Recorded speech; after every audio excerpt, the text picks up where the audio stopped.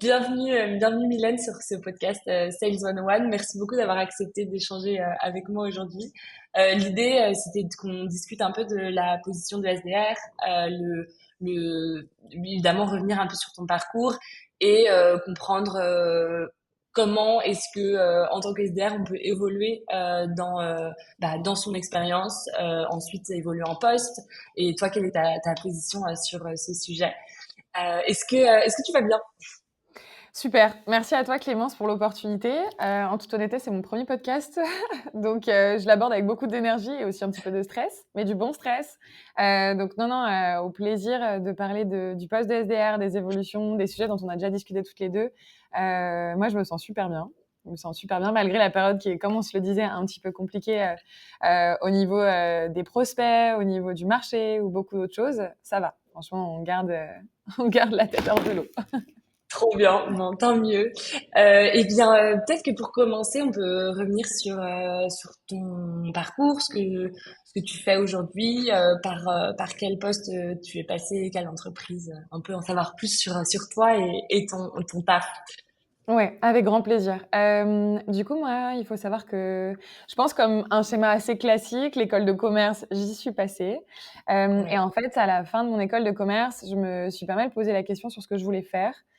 Évidemment, dans le domaine commercial, parce que grosse appétence du côté de ma famille sur ce milieu-là. Et moi, j'ai toujours baigné dedans et je me suis dit, OK, pourquoi pas tester les startups, sachant que j'avais déjà fait de l'alternance dans des grosses structures pendant 3 ans. J'avais envie de tester un petit peu ce monde assez polyvalent où tu peux avoir une diversité de tâches et en même temps connaître différents métiers qui sont présents dans énormément de structures différentes, mais qui ont pourtant des appellations qui sont assez différentes aussi. Donc typiquement, quand j'ai commencé mes recherches, j'ai vu le poste de SDR.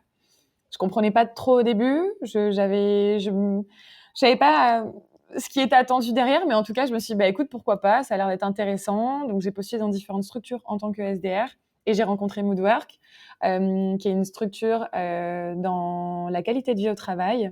Et du coup, j'étais alors SDR inbound outbound, donc les deux. On avait pas mal de demandes inbound, mais au fur et à mesure, on a vraiment poussé le métier sur la chasse. Ça a duré 1 an et demi, c'était une super expérience avec eux.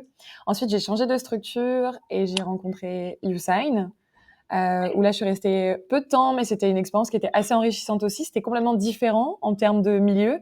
C'était tout ce qui est... Enfin, c'est dans le domaine de la signature électronique, avec des systèmes d'API, de marque blanche. Enfin, il y avait énormément de sujets différents qui étaient très techniques. Et là, pour le coup, ma cible chez Moodwork, qui était secteur public ou tout secteur confondu, là, c'était beaucoup de cabinets d'avocats, de notaires. Enfin, il y a beaucoup de juridiques. Donc, les échanges étaient très variés, très denses. Et moi, j'étais spécialisée sur la partie inbound. C'était intéressant, mais j'ai bien senti que la chasse me manquait aussi parce que je pense que avec l'année que j'ai eue chez Moodwork de full chasse incroyable et mon manager qui était toujours derrière à me pousser, je pense que l'expérience que j'avais acquise à ce moment-là, j'avais envie de la retranscrire encore et la garder. Et donc, du coup, après, j'ai postulé chez Welcome to the Jungle. Et j'ai le plaisir de te dire que ça fait 2 ans et demi que j'y suis et que je m'épanouis en tout cas dans cette structure. Je suis arrivée, pareil, sur un poste de SDR Outbound Enterprise, donc sur le marché des grosses entreprises sur la France et sur l'Europe. Et maintenant, je suis passée SDR Senior, toujours sur la partie Enterprise. Ok, super. Et quand tu parlais de chasse, donc du coup ton expérience chez Moodwork, tu faisais déjà du call call à l'époque, et là où chez YouSign c'était un peu plus différent. Comment est-ce que ces postes, en quoi ils étaient différents Ouais, dans bien dans sûr. ton expérience? En fait, aujourd'hui, on l'entend un peu partout. Souvent, tu vois, les postes de BDR où c'est normalement orienté très chasse et SDR Ouais. et dans la logique, c'est de l'inbound. Dans beaucoup de structures que moi j'ai pu voir et dans l'expérience que j'en tire aussi des personnes avec qui j'échange, aujourd'hui, le poste de SDR, tu as de l'inbound et de l'outbound. Moodwork, on avait quelques demandes inbound, mais comme c'était une startup qui était encore, on va pas dire en création, mais tu sais, ce côté scale-up où en fait, tu as encore tout à faire. La chasse était hyper important, donc je qualifiais les demandes inbound, mais il y avait quand même, c'était du 80-20. Il y avait beaucoup, beaucoup de chasse à faire. Donc moi, j'étais vraiment spécialisée là-dessus et j'étais tétanisée, franchement, pour te dire, par le call call à ce moment-là. Je me suis pris des murs incroyables, j'ai pleuré au téléphone. T'as ce côté où en fait, pas au téléphone, après, hein, par contre l'échange, mais en tout cas, tu sais, t'as ce côté où où en fait tu prends très vite personnellement quand t'as pas l'habitude de faire ce métier, alors qu'en fait c'est pas à toi qu'on s'adresse et tout le monde le sait. Je pense que beaucoup de commerciaux le savent. C'est à l'entreprise dont on s'adresse quand un prospect est pas content. Et moi j'avais du mal à gérer, tu vois, cette information-là. Donc ça s'est travaillé au fur et à mesure et c'est aussi ça que je voulais pas perdre. Et du coup en fait chez YouSign, c'était spécialisé inbound et c'était du 100-200 demandes par jour. Donc, hyper Ouais. intéressant, hyper challengeant. Enfin, les journées, elles étaient super denses. Mais en fait, je pense que c'est le côté sortir de sa zone de confort à chaque fois, même si c'était le cas, attention, avec le niveau d'échange que j'avais, c'était plus la démarche d'avoir cette logique de chasse et d'aller chercher aussi différentes personnes, essayer de flirter avec eux, essayer de les convaincre Ouais. sur des cycles longs. Enfin, moi, j'avoue, j'ai bien aimé chez Moodwork. J'avais tout type de secteur et tout type de taille. Maintenant, je me suis spécialisée sur les grands comptes et du coup, je sais que il y a ce côté en fait challenge d'aller toujours chercher plus, toujours chercher quelqu'un d'autre, essayer d'identifier la bonne personne, faire un mapping. Enfin, il y a ce côté-là que j'aimais bien et du coup, il y a eu plein d'autres choses évidemment pour lesquelles YouSign et moi ça n'a pas fité, mais en tout cas ce point-là, l'inbound, je sais que c'était pas enfin c'est pas forcément quelque chose sur lequel je voulais m'orienter à 100%. Ouais.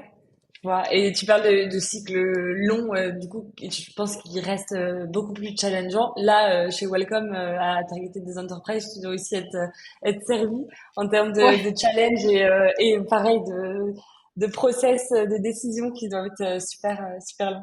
Et je suis navrée d'apprendre que tes premières expériences en call call se sont finies par des Je larmes. pense ne pas être la Et seule, mais non, sûrement pas.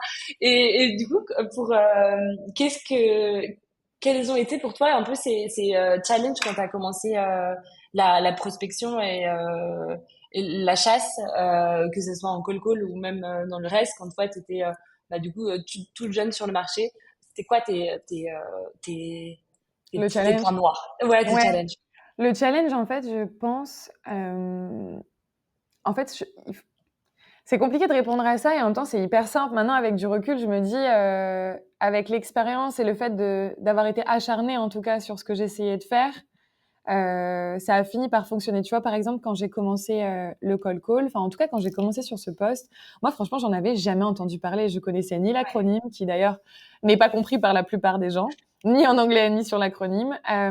Et en même temps, les missions associées, le fait de faire du cold call, d'être toujours derrière son téléphone, d'être très sédentaire. Enfin, moi, je connaissais pas tout ça.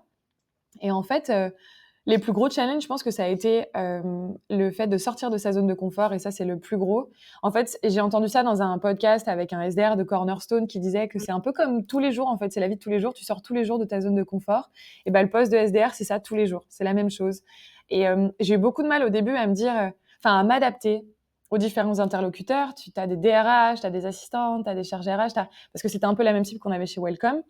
Et moi, par exemple, les DRH ou les dirigeants de PME, des CEO ou autres, je les mettais mais tellement haut. Et je me disais, Ouais. je vais pas les appeler sur leur 06. Oui, je sais que je les embête, mais alors eux, j'ai surtout pas envie. Si je me prends un scud de leur part, comment je vais réagir, comment je suis censée répondre, et si je les appelle sur leur numéro, parce qu'on avait aussi Casper à cette époque-là, et que derrière on me rembarre, comment je suis censée répondre. Enfin, en fait, toutes les choses que je maîtrise maintenant, c'est par cette expérience-là que j'ai réussi à les apprendre. Et en fait, je sais qu'au début, j'avais du mal à me prendre des portes, j'avais du mal à me prendre des noms, ça me donnait pas envie de continuer.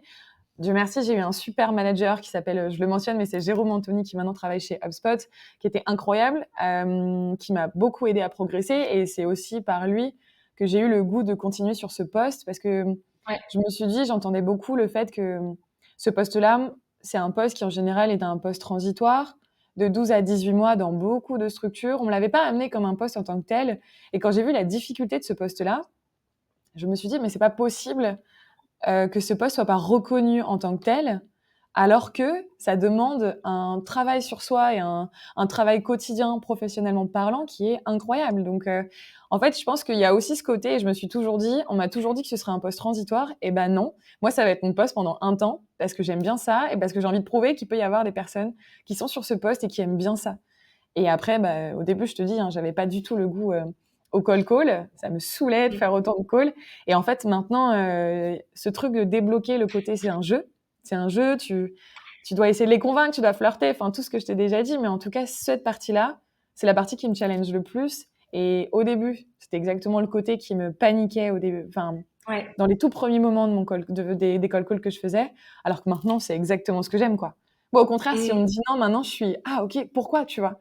Ok, bah viens, on en parle, c'est pas grave. Et si c'est pas le moment, je pars aussi du principe que dans mon ADN et l'éthique que j'ai à ce niveau-là, toute la partie véreuse, on va dire, enfin le côté shark, je l'incarne absolument pas. Je vais plus être dans la ténacité et essayer de me dire, ok, bah je les aurai à un moment donné, mais par contre, quand c'est eux qui vont me le dire.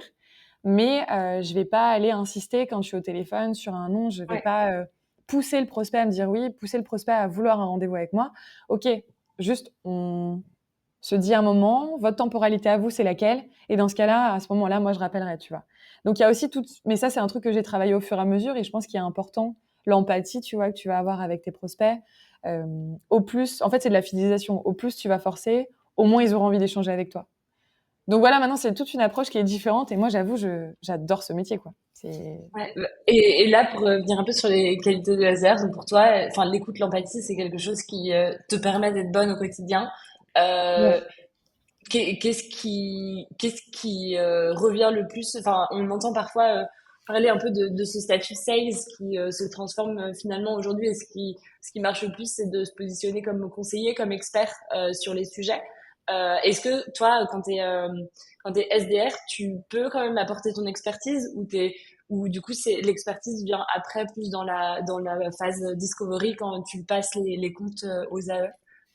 Bah, c'est marrant que tu me poses cette question parce qu'on avait ce sujet justement chez Welcome, où le niveau de discours qu'on va avoir en amont, donc nous, le Ouais. premier maillon de la chaîne, tu vois, du cycle de vente, et le discours qu'il va y avoir côté AE.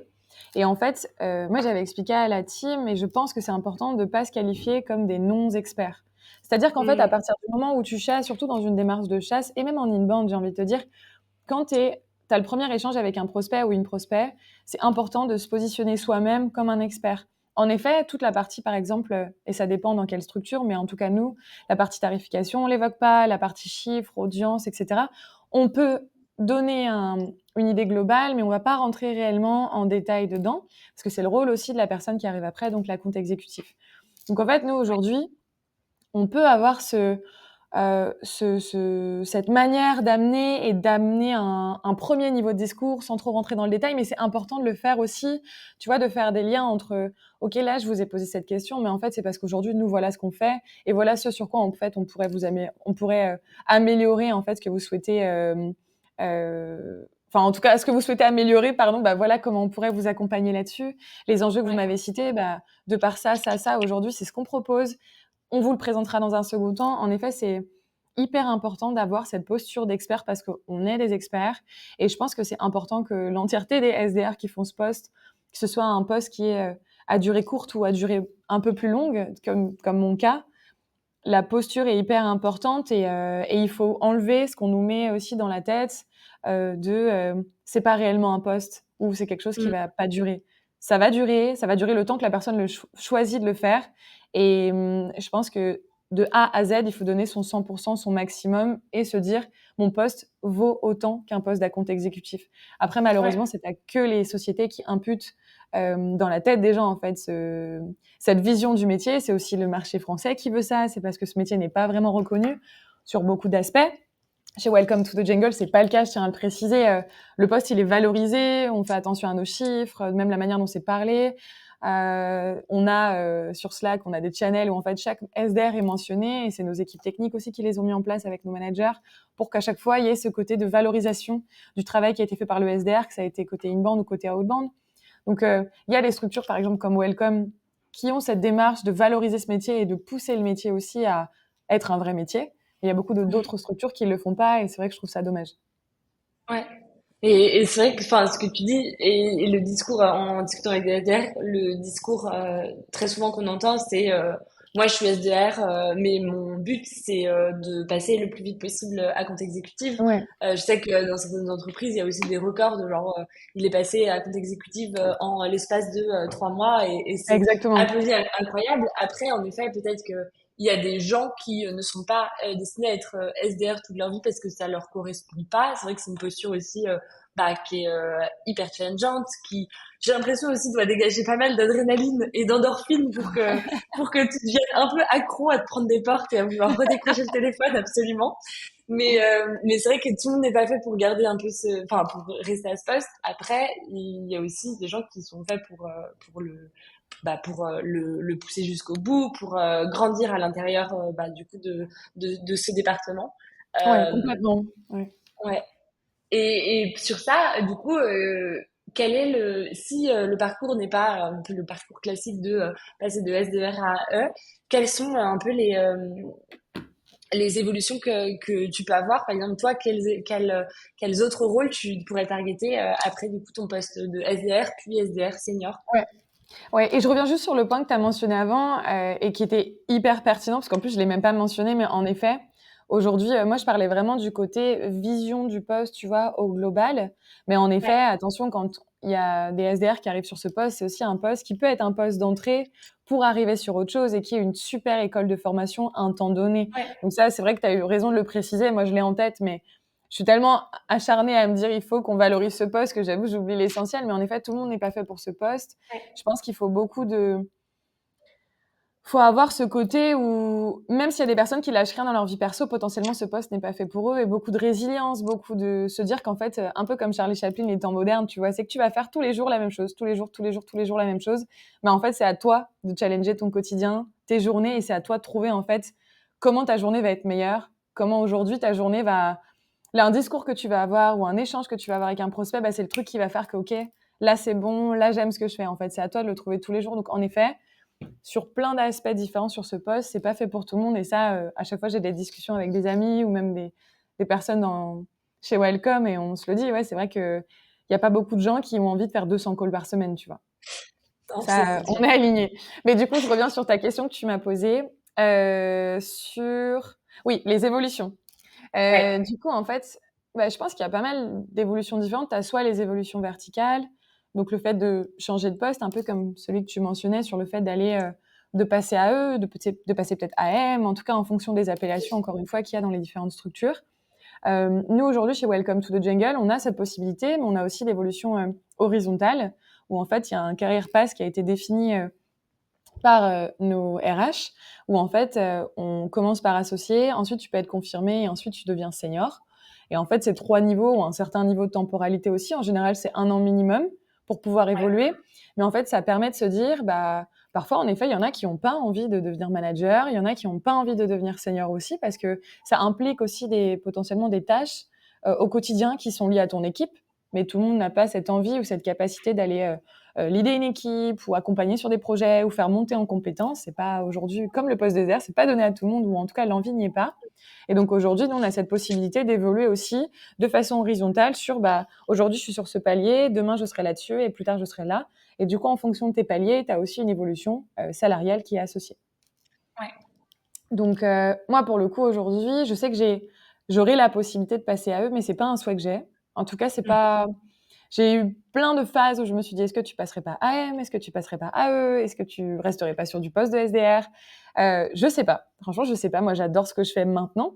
J'ai quand même la question enfin, je me pose quand même la question, quel challenge j'ai envie d'avoir? Parce que forcément, bah, quand tu maîtrises ton métier, à côté, la seule chose à peu près, c'est de pouvoir faire monter en compétence tes équipes. Et moi, je le fais avec ma team aujourd'hui que j'adore et on a beaucoup de nouveaux à chaque fois qui arrivent. Et du coup, j'essaie de les aider à monter en compétence là-dessus et à leur dire, c'est pas grave. C'est un an, c'est pas grave. Un échec, c'est pas grave. C'est pas un échec. Et de toute façon, tu as besoin d'un échec pour progresser dans ta vie. Donc, OK, ça part de quoi? Comment on progresse? Comment t'apprendre ça? Enfin, voilà, j'essaie de leur transmettre ça, accompagné évidemment de mon manager. Mais du coup, aujourd'hui, moi, je sais que il y a par exemple là un poste qui est en train d'être créé, qui est un poste de BDR grand compte. Bah, je me Ouais. pose la question de me dire, est-ce que du coup, pourquoi pas aller sur celui-ci? Pourquoi pas aussi rester sur le poste que j'ai actuellement? C'est plein de questions qui se bousculent un petit peu. Je pense qu'il y a les niveaux de priorité et les niveaux de questionnement qu'on se pose tous de façon individuelle. Et bah, en fait, qu'est-ce qu'on en ressort et qu'est-ce qui pourrait nous faire progresser? Où est-ce qu'on en est? À chaque fois que tu as la possibilité de changer de poste aussi, il y a quand même toute cette remise en question autour. Donc je sais pas, mais en tout cas, on a pas mal d'évolutions possibles chez Welcome to the Jungle. Ça se trouve, là, je te dis ça, dans 2 mois, ce sera différent. Ouais. Dans 6 mois, on verra. Mais en tout cas, il y a une possibilité d'évolution. Ouais. Après, il faut savoir la saisir, savoir aussi quand est-ce que c'est le bon moment. Essayer de... Et ça, je pense que c'est pas forcément facile, mais d'identifier quelle mission tu aimes dans ton métier, genre qu'est-ce qui te apporte de la joie. Parce que, par exemple, quand on prend l'exemple de SDR, AE, c'est des métiers qui sont totalement difficiles. Si aujourd'hui t'aimes faire du call, eh bien demain ça sera plus le cas. Bah, c'est Et ça. ouais, Après, je sais que c'est assez différent. Bah, je garde l'exemple de Welcome parce que évidemment j'y ouais, suis, mais je sais bien qu'aujourd'hui sûr.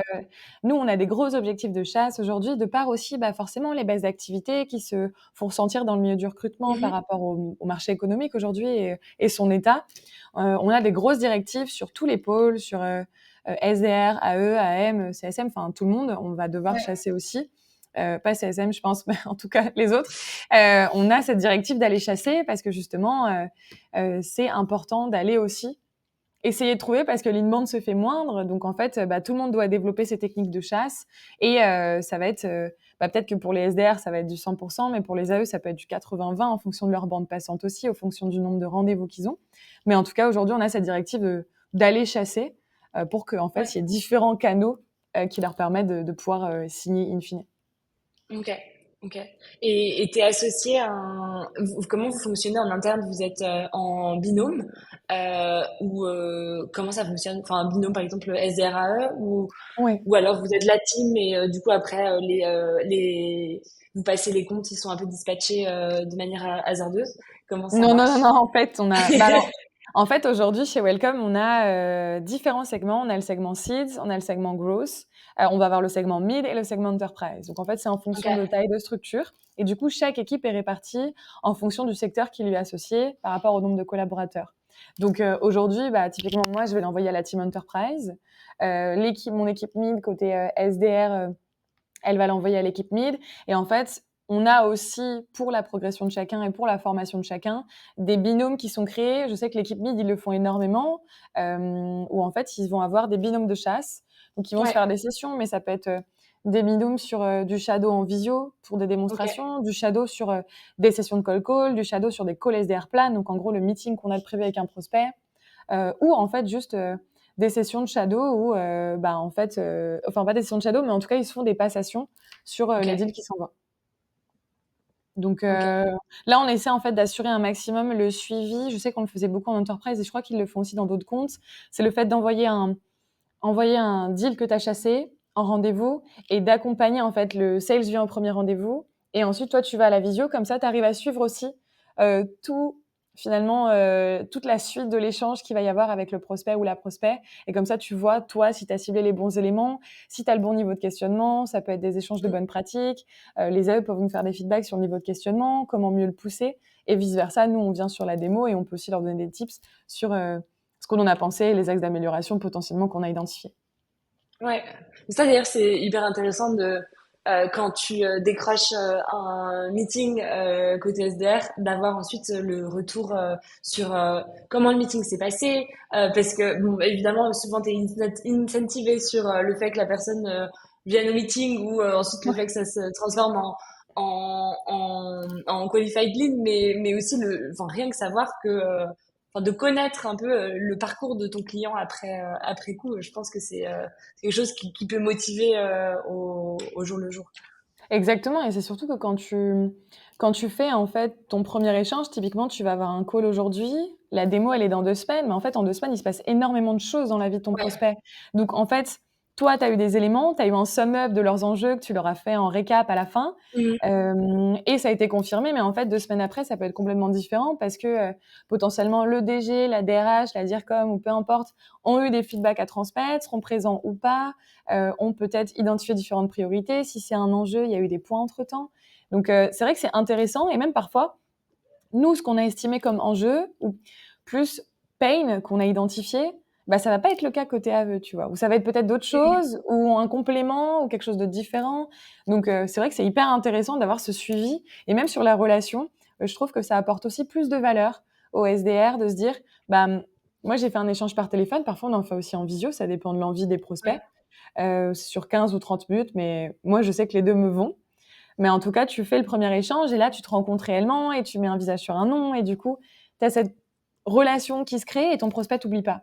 Et ça, c'est le plus Ouais, important, surtout quand tu es SDR, je pense, mais dans n'importe quel métier. Mais quand tu es SDR et que tu es vraiment au tout début, un peu la petite main dans l'ombre, bah, se dire qu'en fait, ton prospect s'est souvenu de toi, il a répondu à ton mail en disant merci pour cet échange, c'était intéressant. Enfin, il y a énormément de points qui font que ça te ouais. valorise. Tu ressens de la reconnaissance et en soi, c'est toute la beauté aussi du métier de SDR, quoi. Clairement. Et le fait aussi que ce soit, on en discutait la dernière fois qu'on a échangé, mais en tant qu'SDR, c'est quand même la vitrine bah, de ton entreprise, t'es le premier point de contact. Ouais, c'est Et, clair. euh, et peu importe que ça soit dans la vie pro, la vie perso, le premier contact, il est quand même super important. C'est ce qui détermine un peu Les 10 secondes, les le- 10 premières secondes. exactement. Tu joues tout sur les 10 premières secondes. Donc c'est vrai que des trucs un peu bêtes, un peu classiques, mais avoir le sourire, voilà, vraiment créer du lien, c'est quelque chose qui est pas facile parce que enfin, c'est pas forcément facile tous les jours, Ouais. mais ça demande du travail. Et, ouais. Bah, en tout cas, merci beaucoup pour cet Avec grand échange. plaisir. C'est super intéressant ce que tu as partagé. Euh, pour finir, est-ce que on pourrait terminer par ça? Est-ce que tu as une L'anecdote. success story, une anecdote Ouais. à partager? Ouais, bien sûr, complètement. Bah, en fait, je sais que quand on en avait parlé, il y en a une qui m'était venue en tout cas directement en tête, parce que pour moi, c'est exactement l'anecdote représentative de ce qui se passe quand tu es SDR. C'était, au tout début de Welcome. Moi, je suis arrivée en février 2022. Ouais, c'est ça. Non, Ouais. janvier 2022. Et donc, cet échange se passe en mars. Donc, j'appelle quelqu'un, c'est une grosse boîte dans la distribution en France, 44 000 collabs. Je me dis, OK, je vais appeler le ou la, en tout cas, directrice du développement RH. Et je me dis, OK, là, accroche-toi, il faut que tu arrives à la voir. Tu as son 06. OK. Donc, du coup, j'appelle la personne. L'échange se passe à peu près bien. Je sens que c'est pas.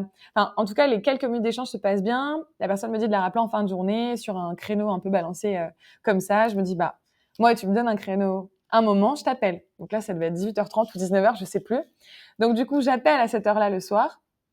Et la personne s'attendait pas à mon appel. Donc, moi, je lui explique que, bah, OK, on peut le faire. Du coup, je sais qu'elle est dispo, moi aussi. Donc, on fait Ouais. l'échange. Je fais toute la qualif. Franchement, je fais une qualif super poussée. Je me dis que la personne, elle a le temps en face, donc c'est parfait. Et à la fin de l'échange, en fait, c'était une personne qui nous connaissait et qui m'explique que c'est pas forcément le moment et que de toute façon, elle croit sans croire au projet. Enfin, il y a tout un discours qui commence à se travailler. Et moi, je lui dis, Ouais. bah, écoutez, je comprends que ce soit pas le moment maintenant. Quand est-ce qu'on pourrait se rappeler? Et donc là, ça rentre dans un schéma un peu, non, mais de toute façon, la communication, vous savez, ça bouge vite. Donc, en s'adressant à moi, peut-être que Ouais. vous serez plus là. Je sais pas depuis combien de temps vous êtes là. Donc, moi, je dis, bah, 2, 3 mois. Il fait, oui, bah, peut-être que dans 2 mois, vous serez plus là. Donc, si vous me rappelez en octobre, ce sera peut-être quelqu'un de différent. Et là, je me dis, OK, tu me challenges. Il y a pas de souci. Et là, je lui dis, écoutez, je pense que je serai là en octobre. Et le 1er octobre, je vous rappelle. Il me dit oui, ok, d'accord. Je fais ok, pas de souci. Donc moi, ma tâche, autant te dire que sur mon CRM, je l'ai suivie à la lettre. Le Elle 1er était bien claire. octobre, ouais, 1er octobre, ou en tout cas le premier lundi d'octobre, j'ai appelé cette personne qui s'attendait pas du tout à l'appel. Et je lui dis, bah, c'est moi, je suis back in the market. Et Et je du coup, suis toujours l'idée, là. c'est, je suis toujours là dans la structure. Et l'idée, c'est de prévoir la démo qu'on devait prévoir il y a 6 mois en avant, quoi. Et là, il me dit oui. Et au final, bah, il a signé 2 semaines après avec Welcome to the Jungle. Et Trop donc ça, bien. pour moi, tu vois, c'est OK, t'as voulu me challenger. Moi, y a pas... moi, j'adore ça, en fait. Je vis vraiment pour ça. C'est quelque chose que j'aime bien. Et je sais que le poste de SDR, c'est que ça. Bon, alors attends, des fois, je suis quand même tendue sur certains échanges parce que forcément, ça peut pas ne pas nous impacter non plus en fonction de la teneur de l'échange en Mm. face. Mais en tout cas, dans ce cas-là, je me suis dit, OK, ça, c'est un challenge que j'aime bien parce que je sais que c'est possible. Il a essayé de me challenger. Et moi, j'ai envie de lui montrer aussi que, bah non, non, non, on est sur un cadre pro et que ça va fonctionner et qu'on va vous convaincre, en fait, que c'est pertinent pour votre secteur, votre structure. Et au final, bah, il est client depuis peut-être 1 ou 2 ans, je crois. Donc, je Et suis ça a contente. marché. Trop Ouais, bien. Eh ben, super success story. Faut merci. persévérer. Grave. Merci beaucoup pour cet échange. C'était trop trop bien. J'ai adoré ce que tu as partagé. J'espère que tu as aimé l'exercice. Mais merci à Ok. toi, Clémence. Tu as vraiment bien mené l'échange, etc. J'ai adoré le faire, donc merci pour ça.